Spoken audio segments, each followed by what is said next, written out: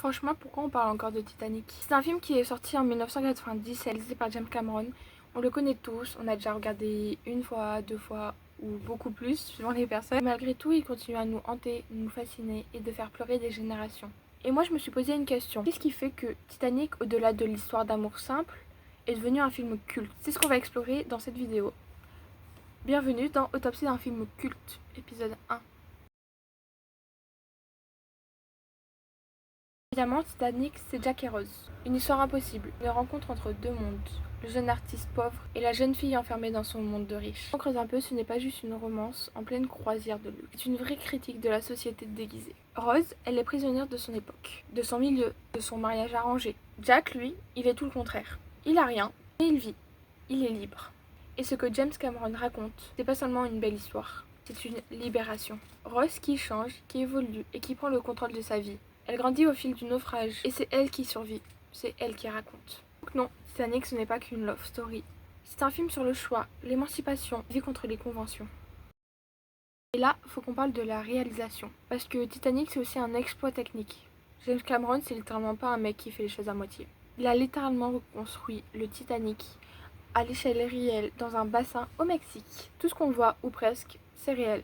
Dans le film, on sent le poids du bateau, le froid de l'eau, la panique des passagers. Le naufrage, il est filmé comme un ballet. C'est un cauchemar chorégraphié. Le timing est millimétré. Et c'est ça qui te hype en fait. Tu vis littéralement le naufrage et t'as le cœur qui craque à chaque petit craquement du bateau.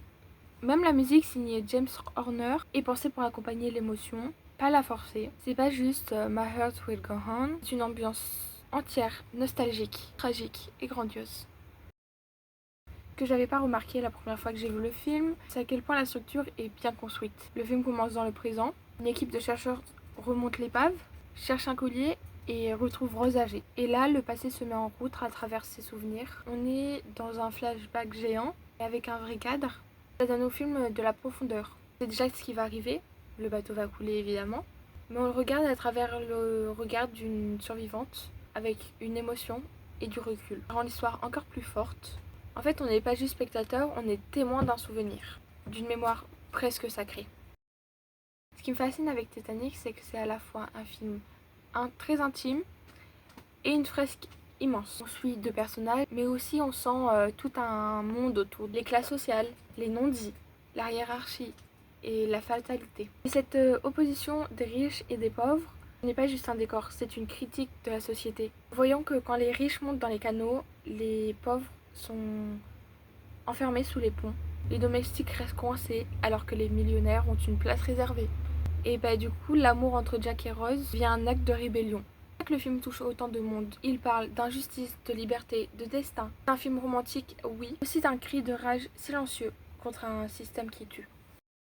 Alors, pourquoi c'est devenu culte? Pourquoi il marche encore ce film? Qu'en fait, Titanic c'est un mélange rare. Il y a une histoire simple mais puissante. La mise en scène est très ambitieuse pour l'époque. Nous voyons que dans le jeu, il y a une émotion sincère et pas forcée. La musique est mémorable. Et surtout, c'est un film qui ne prend pas son public pour un idiot. Il ose prendre son temps, il ose être tragique, il ose finir sur une mort, un deuil, un souvenir. Et on a beau faire des blagues sur ouais, il tenait sur la planche, la réalité c'est qu'on est tous un peu marqués par ce film. Il fait partie de notre culture, il revient toujours. Voilà pourquoi Titanic, à mes yeux, mérite son titre de film culte. Il est grand, il est beau, il est triste, mais surtout il raconte quelque chose au-delà de son naufrage. Et si tu as aimé cette vidéo, j'en ferai d'autres. C'était Autopsie d'un film culte. Bisous!